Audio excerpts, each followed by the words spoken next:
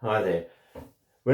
With these albums I make, the next process is of course cover art, because when you go to Spotify or iTunes or even YouTube Music, you get a little tiny postage stamp sized picture, and they tell you that it should be of high enough quality. If somebody's watching on a TV set, it doesn't look all pixely like a 1990s Mario Kart program, but it actually has a good look about it.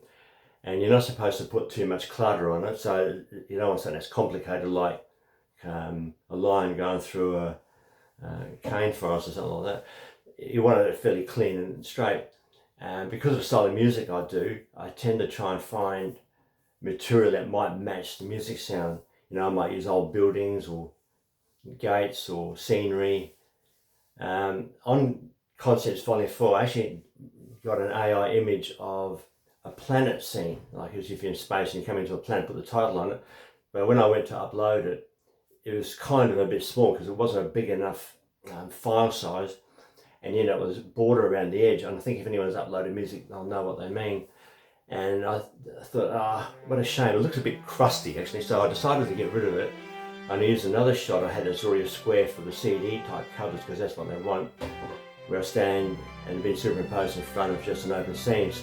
And when you upload it, it actually drops the titles down on the artist and the name of the album. That's all you need on it. You don't need copyright and where it's recorded or anything like that. So that's the cover art.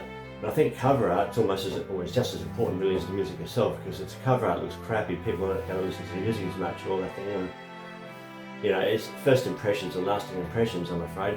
And it's like that with music. It's really important that you get it right, because you've only got one or two chances at it. On the subject of getting promotions or cover arts, another thing I found that's very important, and you may be aware of this, many of you, is Song Review Now with Mr. Torio as the host. And now and then I'll post a new track or an upload to him to find what he thinks of it, because he listens to a lot of stuff. And I can imagine, there's a lot of very good artists up there. You're really mixing it up with the higher level artists with the bigger budgets, more experience, more practice. How can you get more experience than me anyway? Since I'm that bloody old now. Anyway, so that's where they go, and his reviews have been generally very positive and encouraging. In fact, I will not upload anything that I think is substandard or crusty.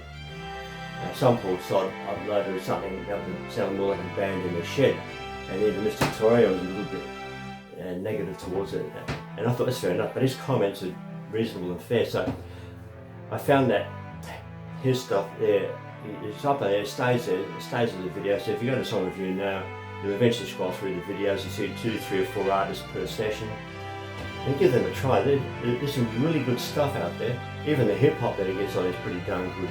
And I'm not a hip hop fan because I've just never been into it, but there's some really good artists out there. So just support them and appreciate them.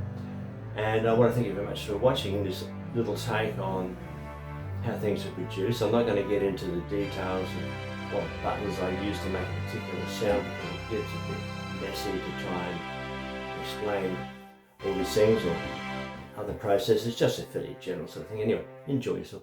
Thank you.